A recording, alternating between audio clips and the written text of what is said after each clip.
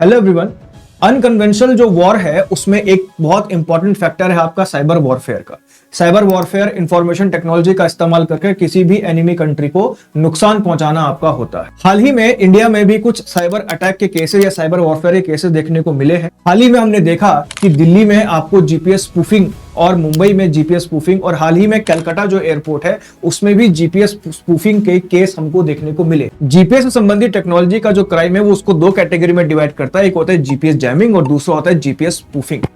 GPS jamming में होता है कि जहां पर जीपीएस डेटा बिल्कुल जैम हो जाता है, जो रडार वगैरह होती है वो काम करना पूरी तरह बंद हो जाती है। इसको हम कहते हैं जीपीएस जैम। जीपीएस का इस्तेमाल होता है लोकेशन को जानने के लिए, और जब आपके जो इंस्ट्रूमेंट्स लोकेशन दिखाना बंद कर दें तो ऐसी स्थिति को हम जीपीएस जैमिंग कहते हैं। जीपीएस स्पूफिंग का मतलब होता है फेक डेटा रिले करना, जहां पर हमको ऐसा लगता है कि जो डेटा है वो आ तो ऑथेंटिक सोर्स से रहा है, लेकिन जब हम उस जगह पर आपका जाते हैं तो उस समय वो वहां पे लोकेशन आपकी एग्जैक्ट हमको नहीं मिलती है। जैसे जो आपके एयरक्राफ्ट है वो इसी जीपीएस और इसी आपके वेव्स के माध्यम से आपका उड़ते हैं, जो आपके ट्रांसमिशन है वो रिले किया जाता है और जीपीएस लोकेशन आपकी भेजी जाती है। अगर जीपीएस स्पूफिंग आपकी की जाएगी तो एयरक्राफ्ट को ओरिजिनल लोकेशन नहीं मिलेगी, वो उस फेक डेटा की तरफ आपका जाता रहेगा, वो हवा में घूमता रहेगा और अल्टीमेटली क्या हो जाएगा, आपका क्रैश हो जाएगा।